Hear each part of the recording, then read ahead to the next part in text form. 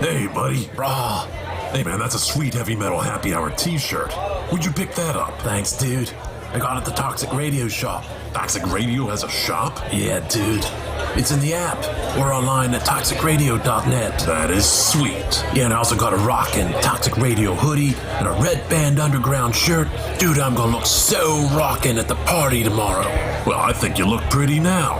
Oh, wait, what? The Toxic Radio shop is the place to get all your Toxic Radio gear. Shirts, hoodies, stickers. Find it at toxicradio.net or on the app. Don't buy it safe. Buy it toxic. Hey, where you going, man? Robert Englund here, a.k.a. Freddy Krueger, and you're listening to Toxic Radio. Check it out or die slow. Keep listening to Toxic Radio all this month and you'll hear screams, growls, stories of death and dismemberment. And that's just the bands. At Toxic Radio, we do Halloween just a little bit harder. Don't play it safe. Play it toxic.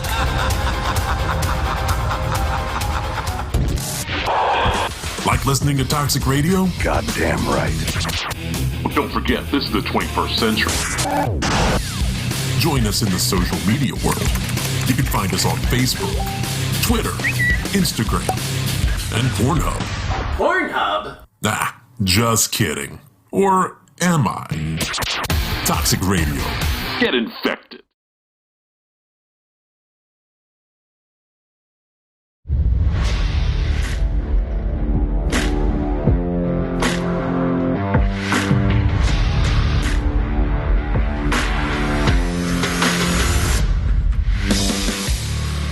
Hungry for Hope Nation, your host here, Donnie Hart, and I am joined live in studio by Matt. What's your nickname again? I forget. It's Captain America. I am joined live in studio by Captain America, Matt Davies. You remember him from episode, what number was that? You remember, though. And he is here. He's back live.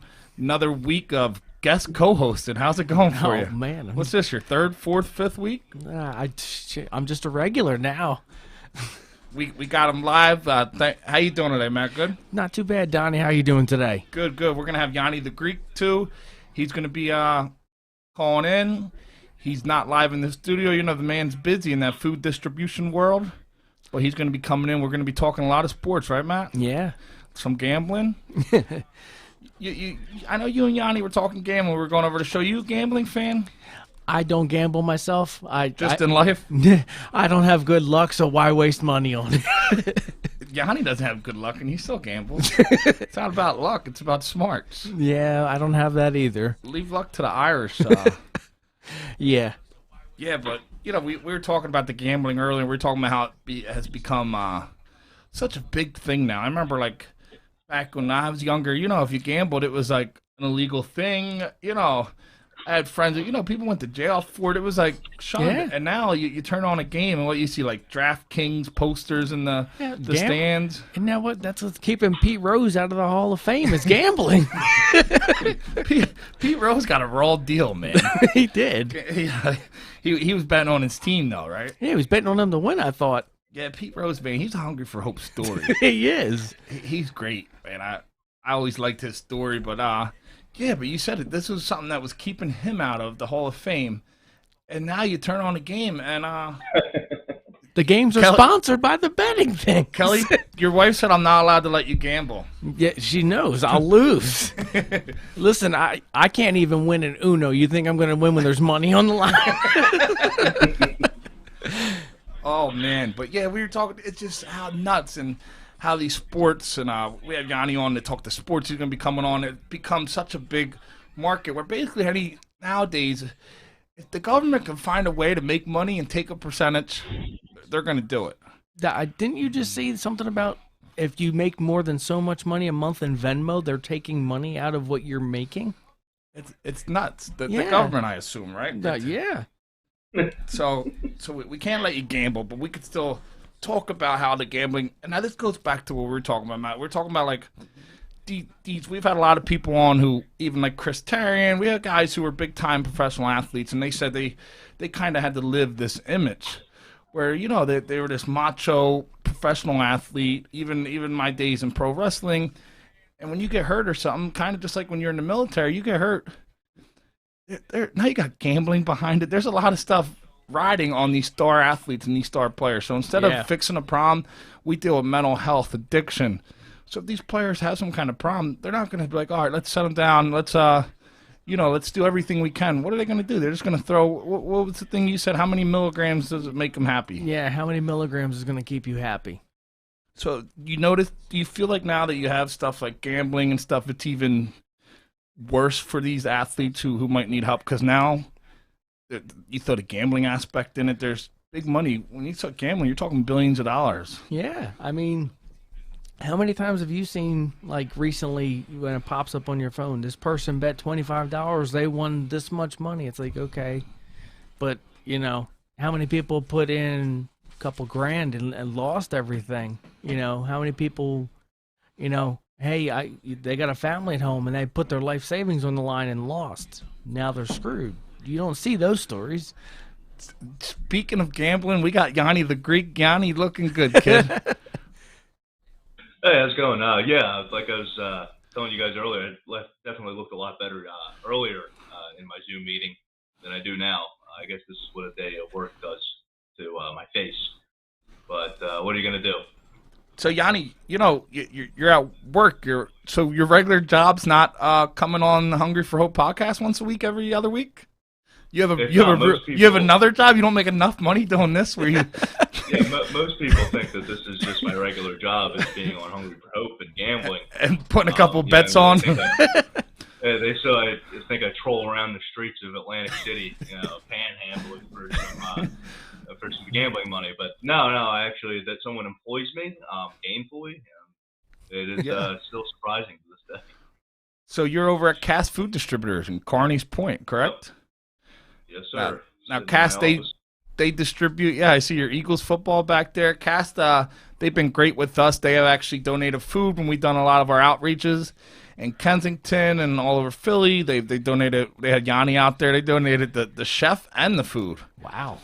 We had Yanni out there cooking the burgers and the hot dogs. They're a great family. Definitely check them out, Cass Food Distributors. If you own any kind of restaurants, they supply all the, not just Greek too, Yanni, just anybody, right? Anybody, yeah. Yeah, definitely check them out. Great family doing great things. But Yanni, what's going on in the world of sports? We were talking about gambling, and you popped up on the screen. Kind of perfect timing. Yeah, I mean, a couple of surprise cuts that we had today. I'm sure you're going to hear more about that as the day rolls on, but Jalen Smith of the Cowboys gets cut, and Stephon Gilmore was going to get cut. Looks like he actually ended up getting traded to the Carolina Panthers, who just the rich get richer there. Yanni's still on this Cowboys shit? Let it go, man. Are we continuing that? We know we're not going to compete. I mean, the Eagles are probably not going to compete this year, but that's just out of spite. I really want to go and pick up Jalen Smith. You want to get Jalen Smith. Now, he was the linebacker for the Cowboys cut, right? Yeah, they cut him. If a couple of college football fans that watch the show, if you guys remember, I mean, he was all everything in college. Where'd he go, Notre Dame? Notre Dame. Yeah, he was the do-everything guy. He was the next coming of, the future of linebacker in the NFL. Unfortunately, bowl game rolls around, a game that I think he shouldn't have even been playing in, and he tore up his knee. I mean, destroyed his knee is maybe a better way to put it, to the point that many, experts, medical experts, thought he should never play football again. Not only did he, but he's been a very good player in the NFL, even if it's for the Cowboys. Let it go. Anyway. Let it go, Johnny. Let it go. Someone needs to sing that song from that the Frozen show. That you lost me. Watch. Yeah, I'm not a kid, Yanni. My brother's got kids. He's got a daughter. So Penelope. But anyway. Anyway. Yeah, he put together a good career so far. So he was kind of like a Hungry for Hope story. He was a guy, he got hurt in that bowl game against Ohio State. I remember that. And then he was able to put together a career. Now, has his injury played an impact on him or anything? Or I'm not sure. I'm not sure if it's about money. I'm not sure if it's about the playing time. I know they got Keanu Neal off of an injury back, and he's been playing linebacker For them, maybe he's taken that spot, and they're holding on to Leighton Vander Esch, who, as far as I can kind of tell, is the brains of that Cowboys defense. So I guess with Michael Parsons looking like a superstar, unfortunately, um, I guess they thought they could get away with removing him from the mix, or I don't know if something happened behind the scenes. A lot of times there's something that was brewing, maybe with the defensive coordinator. I can't speak to it. I'm not a Cowboys insider. so you were big on. What were you saying, Yanni? Well, you're the big Cowboys fan on the show, so I was thinking to see if you had any insight. You were big on Parsons for the Cowboys, right? And now you're saying, where did he go? 12th? He went not 12th. I think what was it, 10th, 11th, right before us, right before the Eagles took Devontae Smith at that 12th pick. I was. Michael Parsons was on my short list of guys I wanted the Eagles to draft. I thought a difference maker on defense is something I don't think the Eagles have drafted in a very long time. Not going to be able to think of it off the top of my head right now, but when's the first Eagles first round pick, or the last Eagles first round pick that has really worked out? It was Brandon Graham, I guess, who Brandon Graham's career ironed out over the past 6 years or so. We remember as Eagles fans, the conversation was Earl Thomas for that spot, and myself included, it's something I still talk about, missing out on Earl Thomas in that draft, taking Brandon Graham. But I guess we get the last laugh because Brandon Graham makes the big play in the Super Bowl and has been great in the past 5 years in general. Now, Brandon Graham, you bring him up. He's out. He's hurt? He's out, yeah. Torn Achilles, unfortunately. And, well, Donnie, if you watch the way the defense has played the past 2 weeks, you can tell. Number one, they're getting absolutely destroyed against the run. He was one of the underrated things about Brandon Graham is that he was one of the best run defending defensive ends in the entire league for a long time. I mean, just in terms of playing his discipline on the outside and coming down the line on the backside. I mean, he was one of the better run defenders in the league playing in the front. And that's manifested itself, you know what I mean, with Josh Sweat and Derek Barnett playing more. They've been kind of vulnerable on those edges. And, of course, Derek Barnett loves to commit penalties for some reason. Yeah, man. Now, you bring up all this stuff. You bring up the injuries, and it was something we were actually saying right before you got on the show. Me and Matt were talking about how do you feel now these players are more inclined to play through injuries now, even bringing the gambling in. There's you brought even more money now that gambling's legal. Do you feel like they're just throwing prescriptions and anything to fix these problems and these players, like your Jalen Smiths and your Brandon Grahams? Do you feel like any of them are playing through injuries because all the money involved now? Playing in the NFL is playing through injuries. It's one and the same. There's the injury rate in the NFL is 100%. I'm sure you've heard plenty of people say that, and it's true. I mean, if you play 16 games in an NFL season, you will get hurt in some way. This stuff is happening so fast because it's so physical. It's such a physical game. You know what I mean? You're seeing whether it is from a contact type hit injury or just a non-contact. I mean, we saw Christian McCaffrey last Thursday. He was just trying to kind of do a little hop step, and he ended up pulling his hammy or whatever, straining it. Don't know the exact nature of the injury right now. And that's a non-contact injury, and he goes out of bounds, and now he's missing multiple games. I mean, to play in the NFL, you need to be able to handle injuries, and to do that, unfortunately, a lot of that has to do with painkillers, drugs, shots, that kind of thing. As Gene comes up here with, are you hurt or injured? I mean, that's the question that's happening on the sideline. All of these players are hurt, but they'll never tell you that they're injured because that's just, to go back to your point about Chris Tarian, you know, that's what's expected. that's what the culture of their game is that unless you cannot physically play, you got to get out there. So we've had so many guests.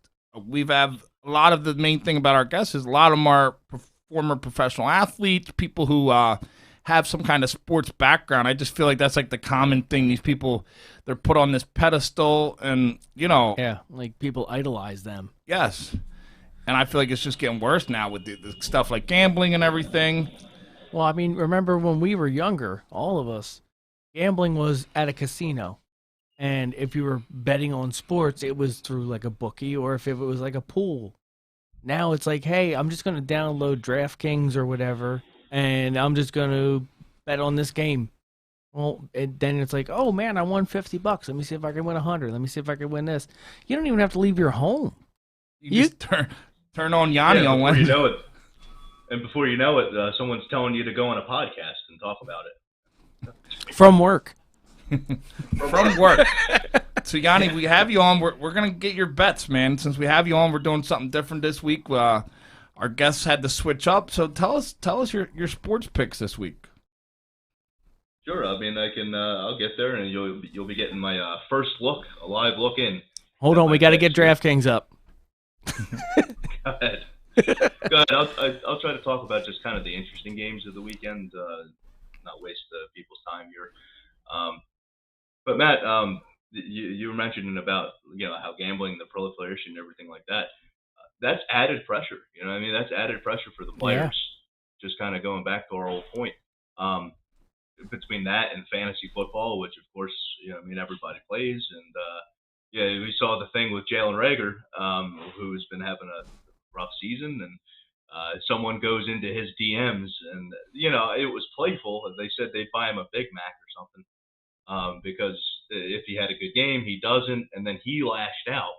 Now he looks like the bad guy. Yep. And I just think, there's a reason these guys get paid what they get paid. It's a tough job. It really is. Yeah, I mean, it is. Yeah, I'm not going to argue that. I mean, you're in the public's eye 24/7. No matter what you do, somebody's watching you. Mm-hmm. But yeah, Urban Meyer, do you hear that? I remember when I did the professional wrestling, that was one of the cool things about having Pretty Boy Larry Sharp as a trainer. We'd have like days and hours put to the side where he'd sit us down and he'd talk about, he's like, if you get to this level that we think you can get to, you get to become a superstar, you're going to have to learn how to do this. And he's like, every Joe Nobody who blows up your inbox or tweets about you or whatever, you can't respond to him. You just got to have time. It's a lot easier when he says it than he's like, you can't take every second of your day to respond to all these people. I remember, I think Deshaun Jackson was just getting started around that same time. He's like, you don't see Deshaun Jackson, arguing with every guy because these guys can't catch a football like him. They wish they were him. But it's a lot easier said than done. Like, we take an hour each day some weeks, and we just go over how to have tough skin. I feel like it's getting tougher and tougher with social media now. Oh, yeah. I mean, any trainer worth his salt should be spending a lot of time on that. I mean, because we've seen it. I mean, that part of a profession can take it away completely if you can't handle that pressure. I mean, think about it like Carson Wentz. Think about it like this. Like, kids today, right? Kids today get bullied on social media constantly, and that's probably what would you say, like a couple dozen people just giving someone crap, and it gets to a point where they're just like, screw this. Imagine being at the level of a professional athlete. Like Carson Wentz. Right? No, exactly. I mean, he's built like an operation board. What's going to happen this week? What bone are you going to pick out of him? But he's also probably getting hundreds of thousands of inbox messages telling him horrible, horrible crap. And he's got to just brush it off and, not let it get to him. But you can kind of see sometimes that stuff does get to those guys. Imagine 100,000 messages telling you are a horrible person or you suck or stop getting hurt. But if you are horrible and you do get hurt a lot, they're just telling you the truth, Matt. Yeah, the truth can hurt. Yeah, that's it. The truth can hurt, There's but it can also. What's their lie there, though, Matt? It can also cost you a first-round pick. Matt, I just don't understand your love for Carson Wentz. There is no love. We just got to get over it. And Yanni, What do you think about Carson Wentz? That Carson Wentz. I think the right thing happened. I certainly think the right thing happened. The organization, I guess, knew what they were doing, because whether Carson Wentz never becomes a good quarterback again, and whether Jalen Hurts flames out or whatever happens with him, it doesn't seem like that Carson Wentz was going to lead this team to another championship. So, and at the end of the day, that is what the goal is. So if you're not doing everything you can to get there, if you're just kind of taking care of Carson Wentz because you like him or whatever the deal is, and I'm sure he's a perfectly likable guy, right? I'm sure everyone in the organization likes him as a person. They have him watch their kids, but this isn't what it's about. It's about performing, it's about winning, and it's about kind of leading, which is I think where his downfall was. He lost his leadership voice in that organization. Do you think he need tougher skin? Yes, of course. To play here, yeah. I mean, and he's coming from North Dakota State, and when he was everything, everything, you know. I mean, and here you're gonna have some jackass like me go and say something wrong. I mean, I actually don't play around on Twitter a lot, but somebody who does is gonna go and say the wrong thing and maybe push a button. You have to be able to just kind of realize that is much smaller than what I'm trying to do here as a professional quarterback. Do you think if he played 25 years ago when social media wasn't as big, do you think he would have had a better outcome? Yeah. I certainly think it happened. Now, he also, of course, had to deal with an injury that completely diminished almost his athletic ability in terms of what he can do with the ball in his hand. And that was a big part of his game. But I think without the noise, you're able to figure out a way to kind of get over that. And it's the noise part that gets you. Because then what are you doing, right? You're constantly trying to prove people wrong. And you're trying to, and your focus isn't where it needs to be, which is get your body right. And it seems to happen a lot in Philly, though. I don't know if it's our fans, our organizations, because you brought up Ben Simmons, too. Do you think it's a Philly problem? Because look at Ben Simmons. Same thing. The fans and the organization kind of ran him out, or whatever you want to call it. I do think the Philly pressure thing is a real thing, right? We saw it with Markelle Fultz. We've seen it with first-round picks of all sports, honestly. I mean, just the simple thing of like how the Flyers every year are good to go on a stretch of wins, and then once everyone starts paying attention to them, right, they start kind of losing games and they dip down to where you think they are. I mean, I think it's something, and it can be proven out that the noise in Philadelphia gets to these players in some way. And who are the players that are great, right? In my lifetime, right? Allen Iverson, right? He loved what was happening here. In Philly, right? He lived for what was happening here. He also didn't have social media, though. Yeah, sure, Matt has a good point. Social media wasn't really big back then. He went to the championship, in 2002? Facebook wasn't around. Yeah. So to that point, I don't think that like the noise would have got to him or anything like that, but somebody was going to catch him doing something he shouldn't be doing. AI like to have his run up the town, and he probably would have gotten trouble a time or two in the social media era. And then that's fine, but we're good with that, right? We're good with that, but I feel Philadelphia is different though when you get to other cities. You say a guy like Brian Dawkins, but he was another guy. Social media wasn't really big. I'm talking more the modern, the Fultz, the Simmons. Mm-hmm. The Wentz. And in the modern times, it's been more negative than good. I mean, here's one, Michael Vick, right? Michael Vick turned out in this town because the hate that he got almost pushed him to prove, like, no, I'm a good person, right? Like, that the whole dog thing is not what Mike Vick is about. And he went out kind of proving that every day to the point that I think if you ask, Eagles fans, the majority of them are going to say, yeah, I love Mike Vick. So now do you think social media maybe helped him because people who knew his horrible story now they could see when he was with us, he was going to all these shelters. He was doing a lot, if you remember. And then they could actually have a place to publish it and put it online so people could say, hey, man, this guy did bad things. But look, this is what he's doing now. If we didn't have that social media, you might not have been able to see the actual thing. And you could see, you know, when you looked at them interviews, a lot of people felt he was really giving it from the heart.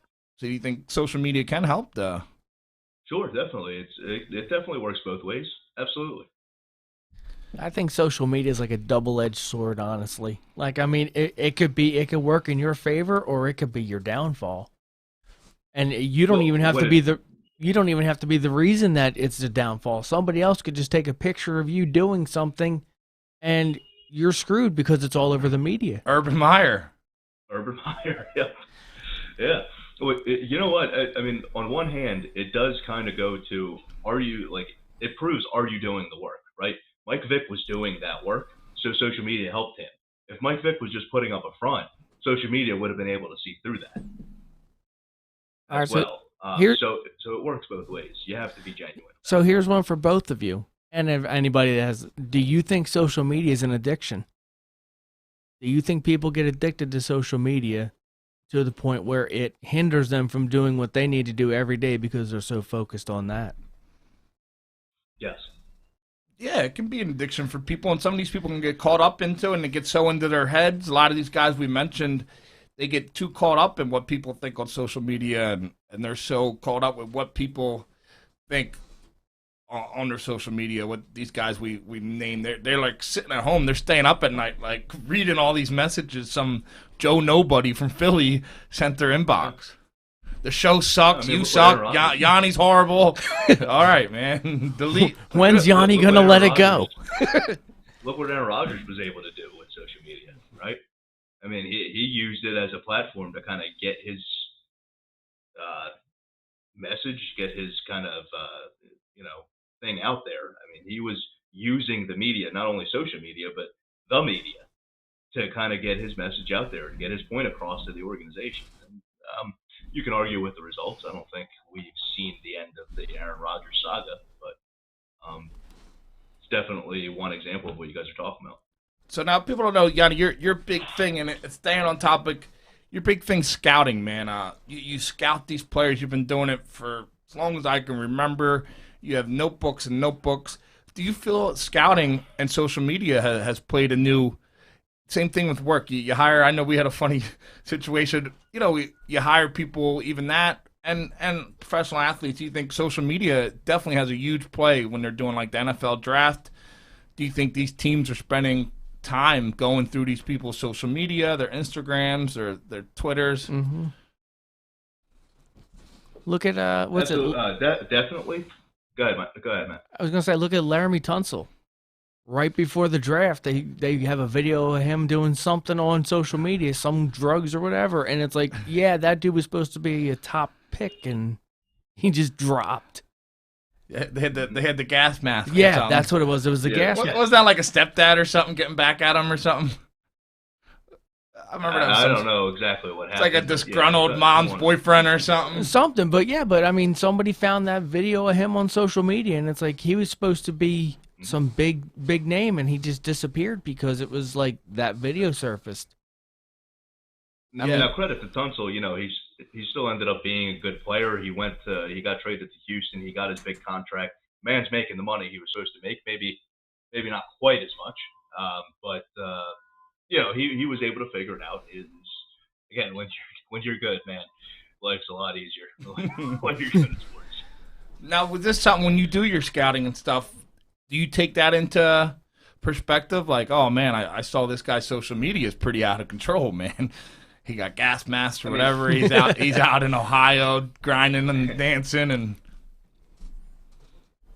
Yeah, I would. I would actually upgrade him if I saw it. No, I'm just kidding. But no, I mean, I saw I don't look at it. I don't consider it because I'm not the one hiring these people to do a job and paying them. You know what I mean? Their salary. For me, when I'm looking and I'm scouting, my goal is to figure out who is this player. What do they do? What do they do well? What don't they do well? Where can they improve? Can they improve? Are they coachable? I mean, I'll read into some stuff like that. Are they coachable? Are they a problem the field in terms of that I can't get them to focus on their job. You know what I mean? If they're messing around, like Chad Kelly, for instance, you know what I mean, who was Ole Miss quarterback for a while, that put up good numbers and everything like that, but he was a knucklehead. I mean, he got arrested and he was unlikable, and guys, you can't trust him. And of course, he washed out of the league. Now he went undrafted and everything like that, so everybody saw it. But yeah, it's more for me of what is their work demeanor than it is, what are they doing off the field? Because at the end of the day, this is a job, what they're doing. And if they're not going to treat it like that, they're not going to work out no matter how talented they are. Right, Josh Gordon? So it is something that has changed. It is something you think it's going to get worse or better over time. Social media is just getting nuts. There's TikToks and all this other stuff Matt's on. I am not on TikTok. On one hand, the kids coming out now, they're a lot younger than the three of us here. So they kind of know it better than we do. I think they know, that's in the back of their mind a little more now. So maybe they're not out doing something dumb that they're not supposed to. Or when they are, they're insulating themselves a little better. And that's important too. Just having that wherewithal to be able to, okay, hey, listen, I'm out, I'm at a bar, I'm having a good time. No one's got cameras, right? No one's watching me do something stupid, right? You know what I mean? I think that goes into the back of your mind, and kids now are kind of a little more acclimated to that because it's been their whole life, as opposed to someone, let's say our age, or my age, I'm 30. The social media thing kind of happened gradually through while someone my age was growing up. So, yeah, I mean, I think they keep an eye on it. I think it's something that they know, and people get busted still, but those people were going to be busted anyway. Now, bringing in, we talk a lot about the mental health aspect of these athletes. Do you think the social media thrown into the mix now is hurting? Like, these people had to put up with all these negative things Matt called like bullying and people spotlighting their you go out and you dance with one girl in a bar in Ohio, next thing you know it's all over. Do you think that's like hurting their psyche, their mental health, especially younger ones, not so much the coaches but the players? Yeah, it definitely has some effect. Here, seeing all the no matter how false it is, by the way, which 99% of it I assume is false, but seeing all that negativity just will have an effect on you. I mean, that's just a part of being a human. You can shake it off all you want, but at the end of the day, I mean, someone calling your mother some sort of a name you're gonna feel some sort of way, and I mean, you should. By the way, it's just not acting on that, that's the difference between kind of being able to be a professional and go about your business and not, I guess. Well, can you imagine you're having a bad day at fast food distributor? Things you might have made a decision, you hired somebody, it's not working out, or you made some kind of managerial move and it's just not working out. People at work are already getting on, you already know, and then you go home to your peace and quiet of your home and you turn on social media and it's like 50,000 people just blast. I can't believe he did that. Yep. It's a great example. Yeah. That kind of has to mess with your mindset or something. Again, yeah, the human side of you is going to feel something, and what are you going to do, right? You're instantly going to get on defense. You're going to get in that defensive stance. You go, no, this is why I did it. This is that. You don't know this. You're dumb. Boom. Now you're the asshole because you called somebody dumb. There's no win. Yeah. That's why I said there's it's no like way to win about it. You just yeah. Thank God you don't have to deal with that at Cast yet. Well, I don't make any bad decisions, Sonny, so, I remember going out, we'd go out with a lot of the Ohio State guys when I was playing college ball, and I remember it was like Teddy Ginn, Troy Smith, and I remember them guys, like, the rule, we were partying with them, you couldn't have your phone out. It wasn't, social media was just getting big back then, but you couldn't have your phone, you couldn't have any cameras out, you couldn't, take pictures. Troy Smith was pretty good dude, but Teddy Ginn was a little wild. They were just doing little stuff, but back then they insulated themselves because they knew, and this was when social media was just starting. I'm saying 2006. But they had like people protecting them. You weren't gonna get a picture of Teddy Ginn smoking a joint at a party, or there was gonna be bad news. Well, he was. I don't know. I don't know that.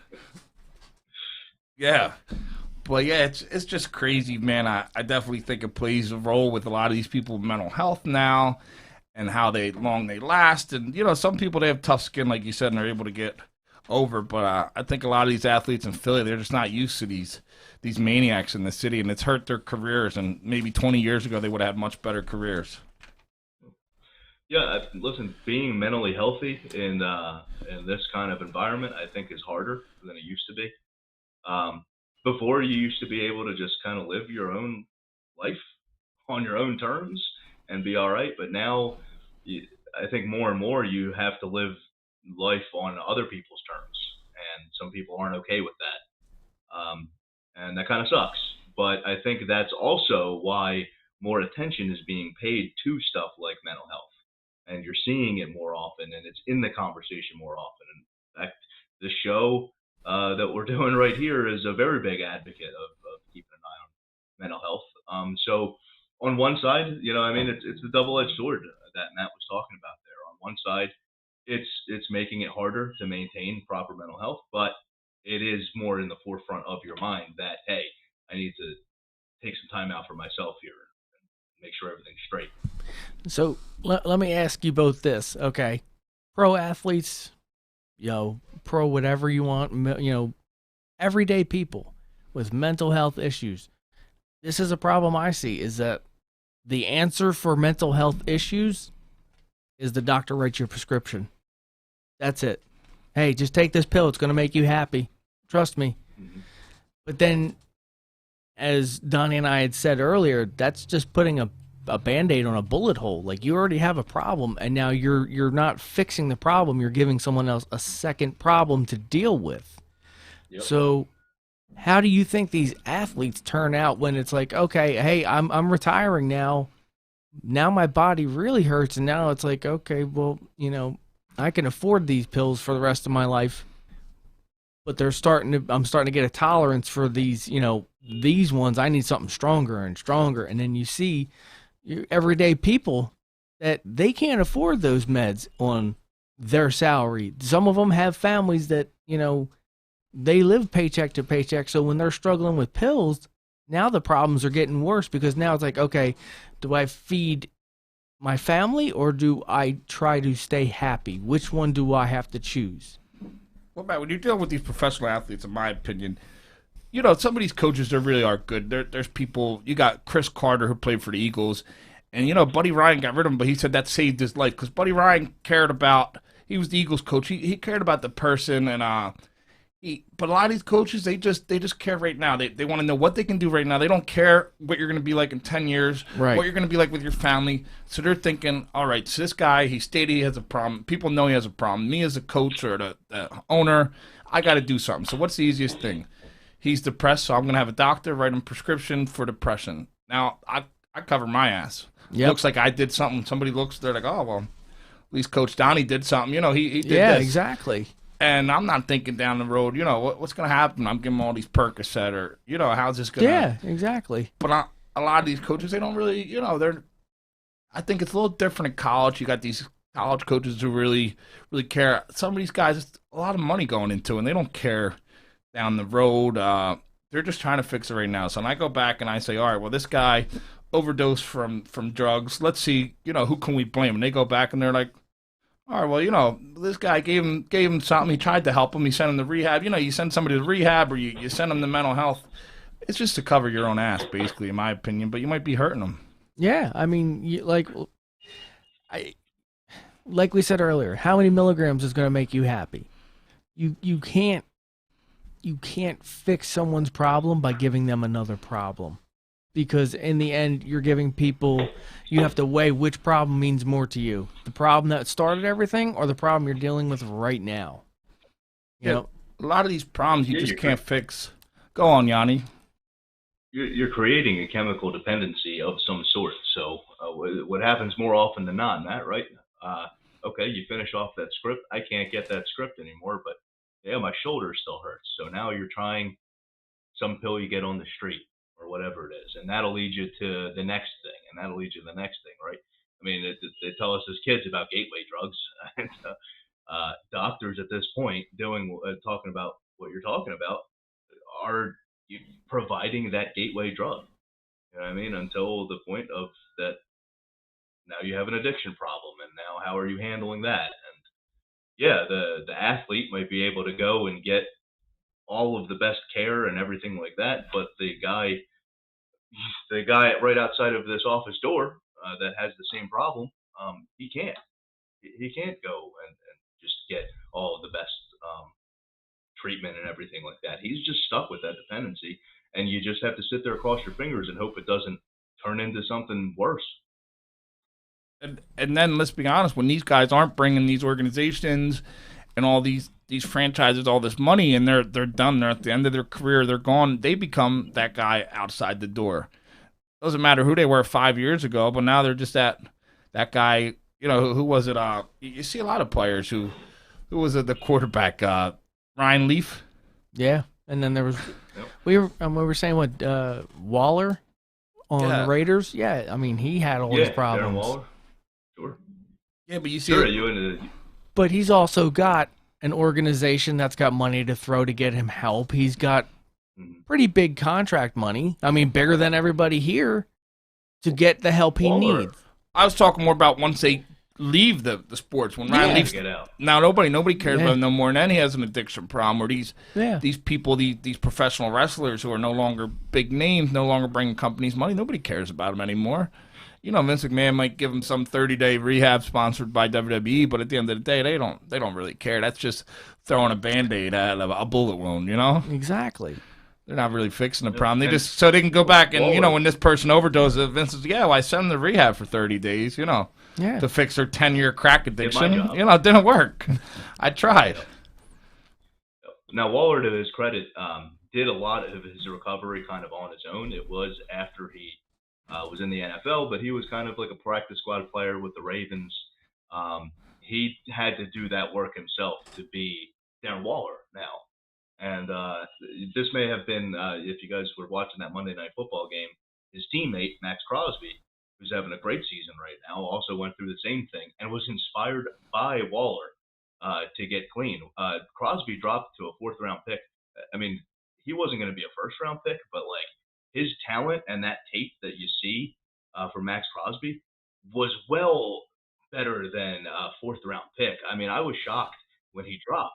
And then, of course, you know, a few weeks ago, I hear about he had an addiction problem that he was dealing with in college, no less, right? He's a 21-year-old. He's dealing with an addiction problem, and then it kind of answers that question, like, that's why he dropped that far down. Yeah. I mean, this is the difference in kind of being able to maintain. And, you know, a few things go wrong in a fourth-round pick, they're not giving him another chance, and maybe you never hear from him again. Instead, now he's one of the better DNs in the league. Waller was kind of able to fix it on his own. He was just one of the rare cases, I feel like. You know, it wasn't he was just he came to it on his own, kind of. You know, he, like you said, he was there in Baltimore, and his story's crazy. He, like, overdosed in the right by the stadium during one of their preseason games, and you know, to see where he's at now. I don't think that was because one person kind of came down and helped him. His story is just one out of a million, I feel like. It's an amazing story, remarkable. Donnie, we've said it a million times on this show. Change starts from within, right? It starts with you. It starts with, I want to be better. I am going to make the decision and make the choices and make the actions to be better. And this is how it starts. And then, other people help you along the way. But if you don't have it right in here, and want to make that change, it's just not going to happen. Yeah, like I go back to the Chris Carter thing. He was in town. He was telling his story, and people don't really know the story, but like Buddy Ryan basically said, you know, you need help, and I think you could be a great athlete, but it's just not good for you to be here. He looked at him not as an athlete. He looked at him as a human being, and he got rid of him, and he didn't want it, but he's like, I can save your life, not your career. I'm trying to save your life here. And he went on, and we know the rest. You know, he's one of the greats. But Buddy Ryan kind of saw. Buddy Ryan was more of a people kind of coach, man. He liked the person, not just the athlete, and he might have saved his life. Chris Carter gives speeches now. He was in Philly not long ago giving a speech about how Buddy Ryan really saved his life. And he wasn't doing it because he's like, oh, if I get this guy sober, he's going to help my team. No, he got rid of him. He was trying to help him. He knew basically this could help his career somewhere else. Yeah. I think one of the problems that we have with as any human being is that we see these people, you know, we'll say pro wrestlers. I'll use that as an example because you see them do all these feats of strength, lifting these heavy people or moving stuff. And you put them on this pedestal, but you forget that they're still a human being. That at the end of the day, they have problems just like you and I. And, I mean, they're on the road, 200, 300 days out of the year? And most of them have a family. They're not seeing them except for a couple days a month, if that. And they're still beating themselves up, and they got to find ways to feel good for the next day to get beat up and the next day to get beat up. Or pro football players. Practice doesn't mean you're doing two-hand touch. You're hitting each other because you gotta feel what it's going to be like in a game. So you're beating yourself up after getting beat up, and you got to find a way to be like, okay, I can move today. You know, I don't have to sit in the ice bath for, you know, a few hours to numb my muscles enough to move. So they go for quick fixes. Yeah, and it gets crazier at every level. Even in, you know, the sports I did, I saw it at every level. You move up. You know, I played college football, arena football, some in pro football, pro wrestling. Every level, you see the little. When there's more money involved, you see it. You see it more and more. People are just kind of sweeping it under the rug with a prescription, a doctor, injection on the sidelines, whatever it is. But it's definitely out there. But Yanni, let's stick to football, man. We got you on here. We're doing something a little different. Let's go back. We got Yanni the Greek here. Let's do some Yanni the Greek stuff. What you talked about some of your picks earlier. Let's get your NFL roundup for picks this week. Sure. I'll start with tomorrow's game, the Thursday night game. This is a risky one here because I'm taking the road team on a Thursday game, but I like the Rams to cover the 2.5 points against the Seahawks. The Rams need a bounce back game after just getting walloped by the Cardinals, who are a very good team. But Seahawks are they're in some dire straits right now. They're trying to figure it out on defense. They don't have much of an identity.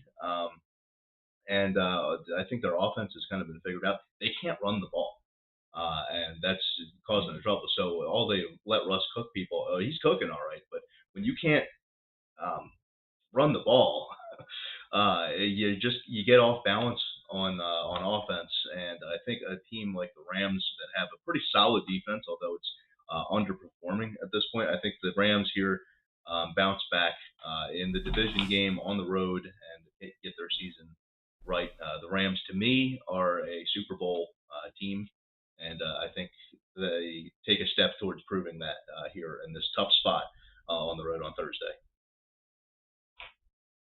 Like it. I like it. Keep them moving. All right. Let's move to. How about Broncos Steelers? What's that doing for you? Man, I the Broncos, I can dig with Bridgewater. Yeah. Like, if he's a guy I feel like who never got his chance, man. Well, he did, and just something always happened. You know, his injury and this and that. It's kind of nice. They're coming off a horrible week, though, right? They're coming off a bad week in which Teddy Bridgewater got a concussion. So there goes our mental thing there. So Teddy, I think, doesn't look like he's going to be playing in this game. Or they're going to go with Drew Lock, who looked rough last week, but had to enter the game. You want to believe that he's going to prepare for this game and come in with a game plan that suits Drew Lock. They're very different quarterbacks. Teddy Bridgewater is a little more safe on the safe side. He's going to make the right football play, everything like that. Whereas Drew Lock wants to attack. He wants to attack down the field. He wants to go deep. He wants to take his chances. He's a bit of a gunslinger in that way. playing against a Steelers team that can turn you over on defense for sure. They're still dealing with a lot of injuries on that side of the ball as well. But the big problem with the Steelers is Mr. Big Ben Roethlisberger, who just doesn't look like an NFL player right now. He's obviously old. He's at the end of his career. They had to convince him to come back and play this year because they didn't know what was going on at backup quarterback. They're getting close, I think, the Steelers, to a place where they're going to need to replace him. Maybe even during the season, maybe when Dwayne Haskins comes back, they give that a try. I know they had some success with Haskins in the preseason, and Mike Tomlin certainly seems to be a fan. So if things keep going bad for the Steel Curtain there could be a quarterback change happening. As for the game, Denver travels to Pittsburgh. Denver is a 1-point underdog. The play I like in this game here is the under. Very low total of 39.5, but I think it stays under. These are two teams that are going to play defense. I think the idea here is to protect Drew Lock from himself. You have to calm him down in this game. You're on the road. You're playing against a tough defense. We know what your nature is, but play within the structure of this offense, and you're going to put us in a chance to win. Denver has the better roster. They have the better team. They have a great defense. I think what the game plan here is calm Drew down, tell him, have him make easy reads and kind of just protect the football here. And if they can do that, I think they come away with the win. But mostly my play here is the under 39. You like the under? I know you hate unders. You probably especially hate a 39.5 point under.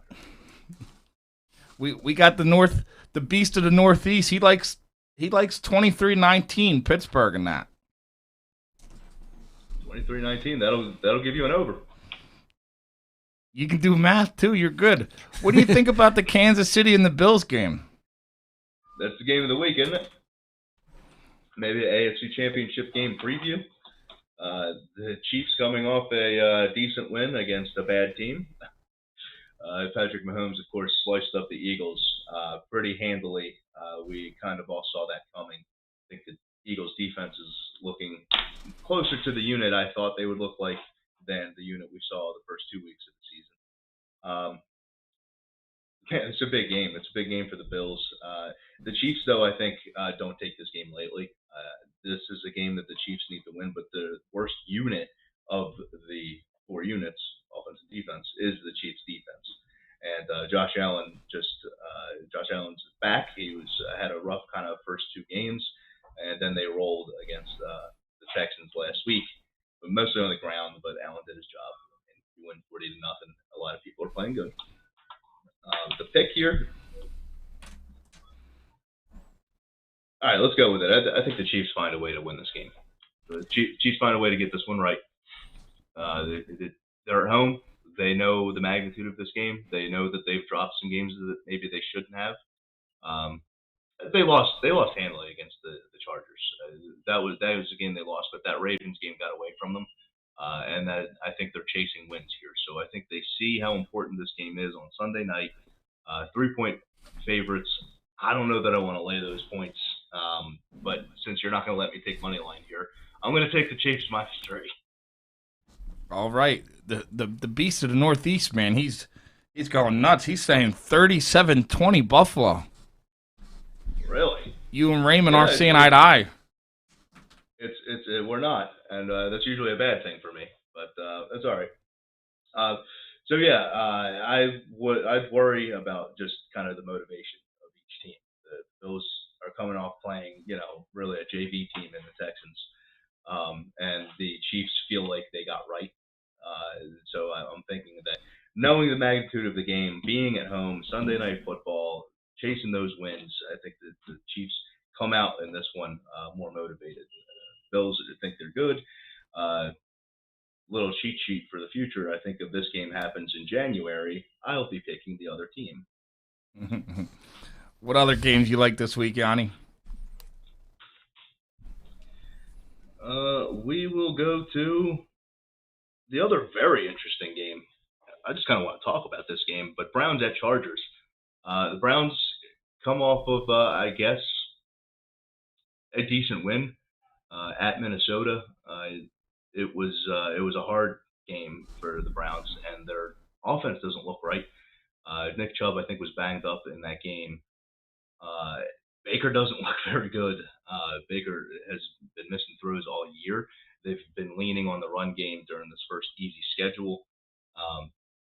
The Chargers, of course, look like one of the best teams of football, right? And they opened this game at minus 2.5 favorite. So Vegas here likes the Browns, is the way I'm reading it, because the Chargers are at home, the Browns are coming in, and somehow the Browns only 2.5 point dogs. So either the money or the bets have been going the Browns' way. Wow, it's really a tough game. Donnie, what do you think, man?